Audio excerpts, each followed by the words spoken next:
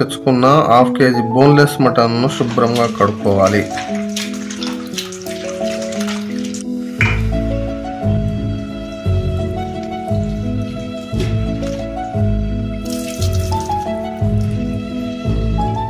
శుభ్రం చేసి పెట్టుకున్న మటన్ని కుక్కర్లో వేసుకోవాలి.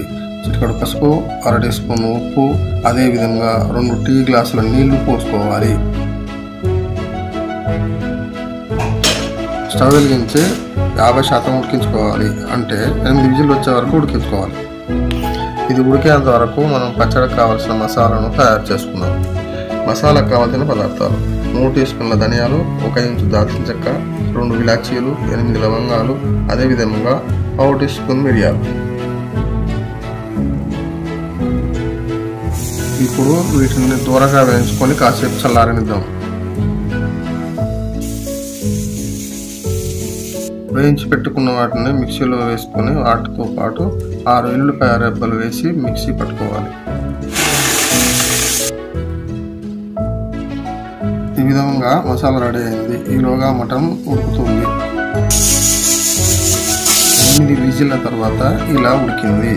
దీంట్లో నీళ్లు ఇంకిపోయే వరకు ఉడికించుకోవాలి. ఇప్పుడు తర్వాత ప్రాసెస్ స్టార్ట్. ఇంకా వేరే ప్లేట్లో తీసుకొని చల్లారేంత వరకు చల్లారనిద్దాం.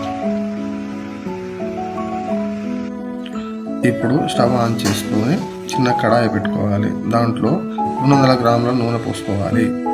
నూనె వేడెక్కాక ఉడికించి చల్లారబెట్టుకున్న మటన్ ముక్కలని డీప్ ఫ్రై చేసుకోవాలి. ముక్క గట్టిగా కాకుండా మెత్తగా ఉండే విధంగా డీప్ ఫ్రై చేసుకొని వేరే గిన్నెలోకి తీసుకోండి.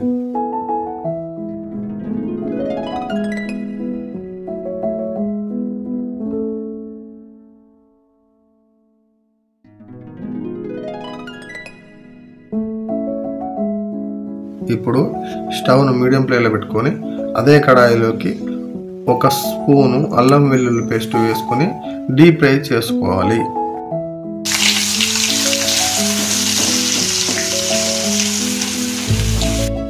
ఇప్పుడు దీంట్లోకి మటన్ ముక్కలు, తయారు చేసుకున్న మసాలా, అదేవిధంగా 4 టీ స్పూన్ల కారం, 1.5 స్పూన్ల ఉప్పు వేసుకొని కలుపుకోవాలి. 5 నిమిషాల తర్వాత మటన్ పచ్చడి ఈ విధంగా తయారైంది. ఇప్పుడు మనం స్టవ్ ఆఫ్ చేసుకుందాం. దీనిలోకి 1 నిమ్మకాయ రసం పిండుకొని కలుపుకోవాలి. ఈ విధంగా మటన్ నిల్వ పచ్చడి రెడీ అయింది. ఈ విధంగా మీరు కూడా ట్రై చేయండి, చాలా బాగుంటుంది. ఈ వీడియో మీకు నచ్చినట్లయితే లైక్ చేసి సబ్స్క్రైబ్ చేయండి. నా ఛానల్లో సపోర్ట్ చేయండి.